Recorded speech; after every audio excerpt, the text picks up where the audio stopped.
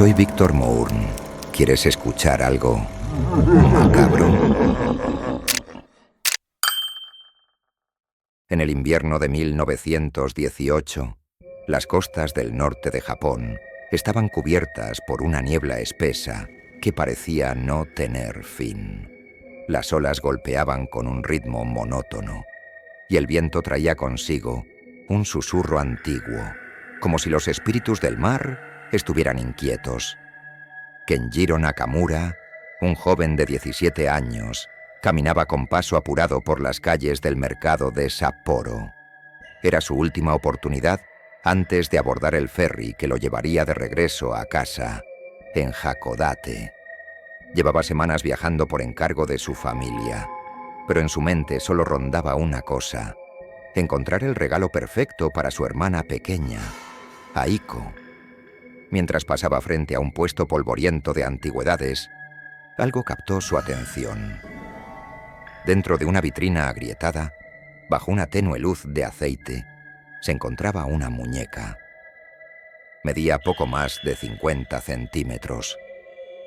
Su piel de porcelana blanca parecía brillar con vida propia. Llevaba un kimono rojo bordado con flores marchitas y su cabello negro, cortado recto a la altura de los hombros, caía perfectamente alineado sobre su frente. Pero lo más perturbador eran sus ojos, dos perlas de ónix, brillantes y profundos, que parecían mirarlo directamente al alma. Kenjiro no supo explicar por qué sintió un escalofrío. Tal vez fue el silencio que pareció envolverlo cuando sus ojos se cruzaron con los de la muñeca. Sin embargo, no dudó.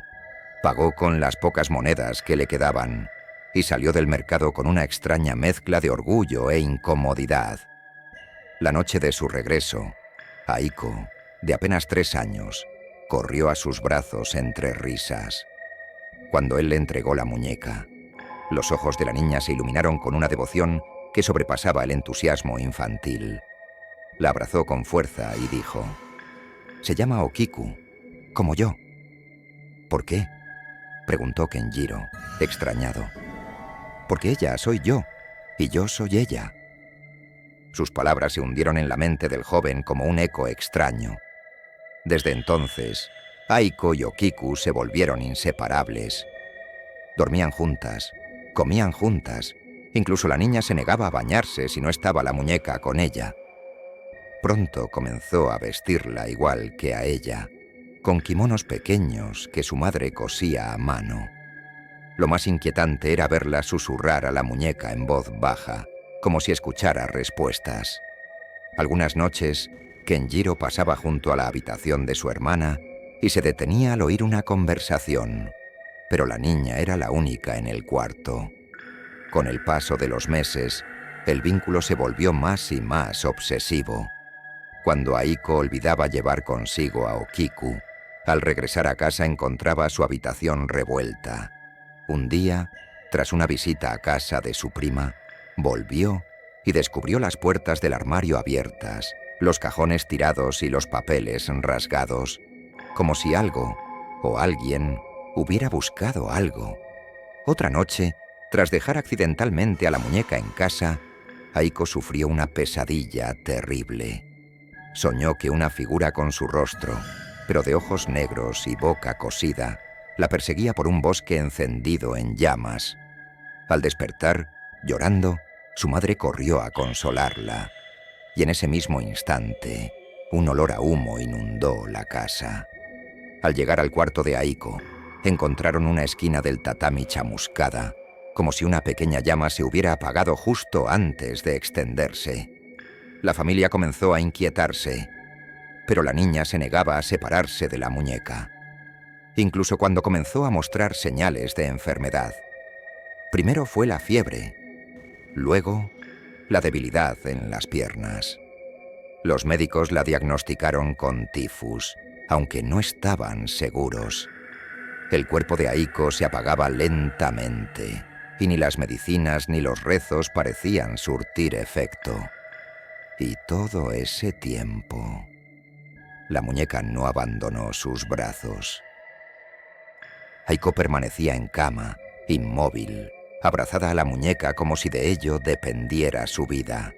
Su piel estaba pálida, sus labios secos, y sus ojos ya no brillaban como antes. Pero los de Okiku, en cambio, parecían más vivos que nunca. Las criadas no podían mover a la niña sin perturbar a la muñeca. Cualquier intento por separarlas provocaba gritos desgarradores, incluso cuando Aiko apenas tenía fuerzas para hablar. Era como si una energía invisible las mantuviera unidas, algo que no se podía cortar ni con la voluntad ni con las manos.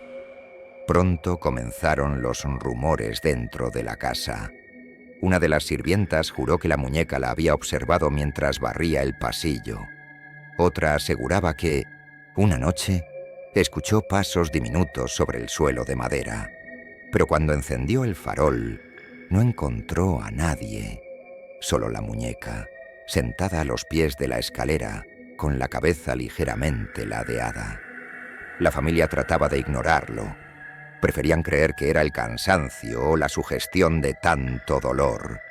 Pero Kenjiro, él sí lo veía, lo notaba en el ambiente, en la manera en que las flores del altar se marchitaban con más rapidez, en cómo las lámparas parpadeaban al pasar junto a la habitación de su hermana, en las sombras que parecían moverse con un ritmo distinto al de la luz.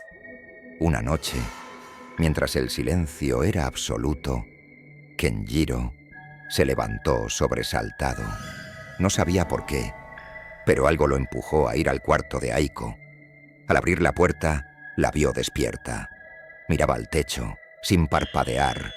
Tenía los ojos completamente abiertos y negros. «Aiko», susurró. Ella no respondió. Solo la muñeca parecía moverse, apenas perceptiblemente, como si respirara. A la mañana siguiente, Aiko había muerto. Su cuerpo estaba frío, sus ojos vacíos, pero aún sostenía a Okiku entre sus brazos con una fuerza antinatural. Hubo que forzar sus dedos para separarla de la muñeca. La familia quedó devastada. El padre, en su dolor, insistió en enterrar a la niña con la muñeca. Pero las autoridades locales lo impidieron. Se estaban implementando nuevas leyes sanitarias y los objetos personales no podían ser incluidos en los ataúdes, así que, en su lugar, colocaron la muñeca en el pequeño altar de la casa, junto a los inciensos y retratos familiares.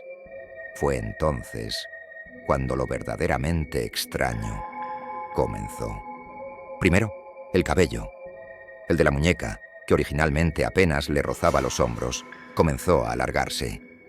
Día tras día, semana tras semana, se volvió más largo, sedoso, hasta alcanzar la cintura. Al principio pensaron que era una ilusión, pero no lo era. Una de las criadas, aterrada, llevó un mechón a un herbolario para estudiarlo.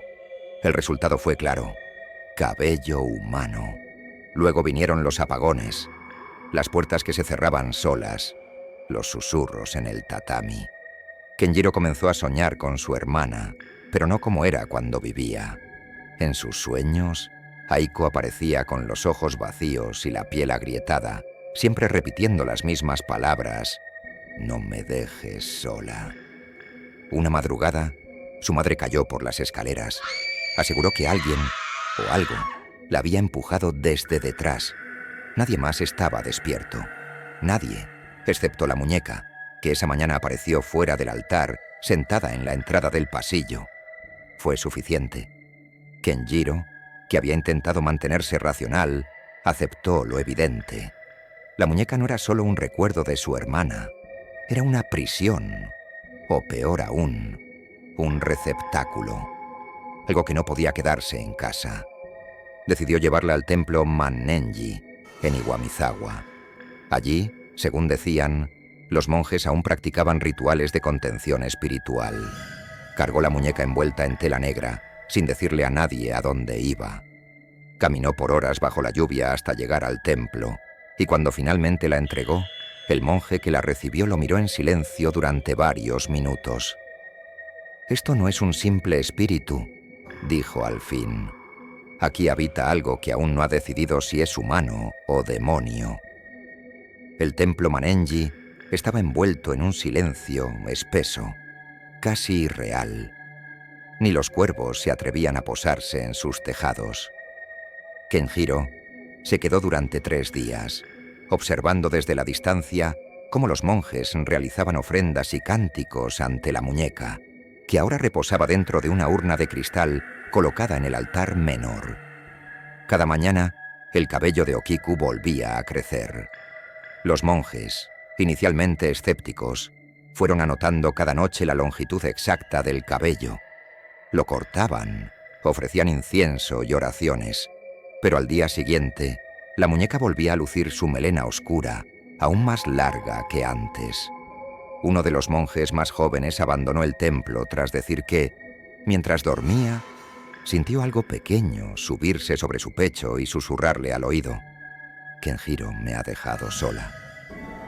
En la 4ª noche, Kenjiro quiso despedirse. Se acercó al altar, de madrugada, sin que nadie lo notara. La urna de cristal estaba cubierta por una tela ceremonial. Al retirarla con cuidado, se encontró cara a cara con Okiku, y la muñeca lo miró. No fue imaginación, no fue sugestión. Sus ojos, aquellos pozos negros e inmóviles, lo siguieron cuando se movió. Kenjiro sintió que el aire se volvió espeso, como si el templo respirara a través de la muñeca. Se arrodilló, sintiendo que algo dentro de él se partía en dos: el dolor por su hermana y el miedo atroz de que aún estuviera ahí, o de que aquello que habitaba en la muñeca ya no fuera Aiko. Esa fue la última vez que la vio. Cuando intentó volver al templo días después, los monjes le negaron la entrada. Uno de ellos, el más anciano, salió a su encuentro con el rostro severo. «La muñeca ya no está aquí. No pertenece ni a este templo, ni a este mundo». Kenjiro se fue, confundido, temblando. Esa misma noche, soñó con su hermana, parada bajo la lluvia. Sostenía la muñeca de la mano, y ambas lo miraban. Pasaron los meses. Kenjiro intentó rehacer su vida, aunque el peso de lo vivido lo seguía a cada paso. El templo no volvió a contactarlo. Las autoridades no supieron qué decir cuando él denunció la desaparición del objeto. Era como si la historia entera hubiera sido tragada por la oscuridad. Pero la oscuridad siempre devuelve lo que toma. Un año después, un comerciante extranjero, de paso por Japón, paseaba por una tienda de antigüedades en la zona costera de Sapporo. Se detenía ante jarrones, amuletos y objetos extraños. Y entonces la vio. Dentro de una vitrina de madera, entre muñecos tradicionales, se encontraba ella, la muñeca. Cabello largo hasta la cintura, kimono rojo con bordados dorados y esos ojos, intensos, relucientes, que parecían brillar desde dentro. El comerciante sonrió. Su hija pequeña, de apenas 5 años, lo acompañaba. Al verla, extendió los brazos con entusiasmo. «Papá, quiero esa». El dueño de la tienda se la entregó sin una palabra. Solo lo miró con una expresión que mezclaba compasión y advertencia. Mientras salían de la tienda, el comerciante notó algo curioso. Su hija, que siempre había sido tímida, reservada, sonreía. Apretaba la muñeca con ternura y dijo: «Ella me ha dicho que su nombre es Okiku». Durante las primeras semanas, todo parecía normal. La pequeña Eliza, la hija del comerciante extranjero, hablaba constantemente con la muñeca. Su padre pensaba que era adorable. Después de todo, ¿qué daño podía haber en una niña y su juguete nuevo? Pero lo que comenzó como un juego inocente, pronto se volvió inquietante. Elisa no dejaba a Okiku ni para comer. Le hablaba en un idioma que su padre no entendía, a veces en japonés, a veces en algo más antiguo, más gutural. Las luces de la casa comenzaban a parpadear cada vez que la muñeca estaba cerca. Y por las noches, el comerciante despertaba con la sensación de que alguien lo observaba desde el pasillo. Una madrugada, mientras dormía, Escuchó el llanto de su hija. Se levantó de inmediato y corrió a su habitación. Allí la encontró sentada en el suelo, con la muñeca frente a ella, colocada cuidadosamente sobre un cojín ceremonial. Había dibujado símbolos en el suelo con crayones rojos y en la pared estaba escrito, con letra infantil pero firme: «Yo soy ella, ella soy yo». Elisa miró a su padre y dijo, con una voz apagada: «No quiere que la dejes sola, papi». Al día siguiente, el comerciante trató de deshacerse de la muñeca. Intentó donarla, quemarla, incluso lanzarla al río, pero siempre, de alguna forma, volvían a aparecer en la casa, a veces en la sala, a veces en el cuarto de su hija. Una vez incluso la encontró dentro del coche, sentada en el asiento trasero, sujeta con el cinturón de seguridad. El cabello de Okiku seguía creciendo. Cuando intentó cortarlo, los mechones se retorcieron entre sus dedos como raíces vivas. Las tijeras se rompieron. Buscó ayuda en un templo local, pero los monjes, al escuchar el nombre, palidecieron. Uno de ellos murmuró: «No se puede expulsar lo que ya ha cruzado al otro lado y ha traído algo consigo». Una noche, Elisa desapareció. La casa estaba cerrada por dentro. No había ventanas abiertas, ni señales de entrada forzada. Solo la muñeca, sentada en el tatami del cuarto de la niña, con el kimono de liza sobre sus hombros. La policía investigó durante semanas. El padre, consumido por la culpa y el miedo, acabó internado en un sanatorio. Su última frase, repetida sin cesar, era siempre la misma: los ojos me miraron. Desde entonces, la muñeca Anna ha aparecido en distintos lugares de Japón, siempre en tiendas, mercados o vitrinas polvorientas. Y siempre, inevitablemente, alguien la compra, porque Okiku no permanece mucho tiempo sin compañía. Se dice que aún hoy puede verse en el templo Mannenji, bajo vigilancia constante. Algunos afirman que el cabello sigue creciendo, que los monjes lo recortan con cuidado cada semana. Otros aseguran que esa muñeca ya no es la original, que la verdadera Okiku viaja, espera, busca. Y si algún día entras a una tienda antigua y ves una muñeca con ojos profundos, cabello negro como el abismo y un kimono rojo desteñido, recuerda esto. No la mires por mucho tiempo, no le hables y, sobre todo, nunca, jamás, la lleves contigo a casa. Gracias por acompañarme en este relato macabro. No olvides darle like, compartir y suscribirte para no perderte lo que está por venir. Hasta la próxima y que las sombras te sigan.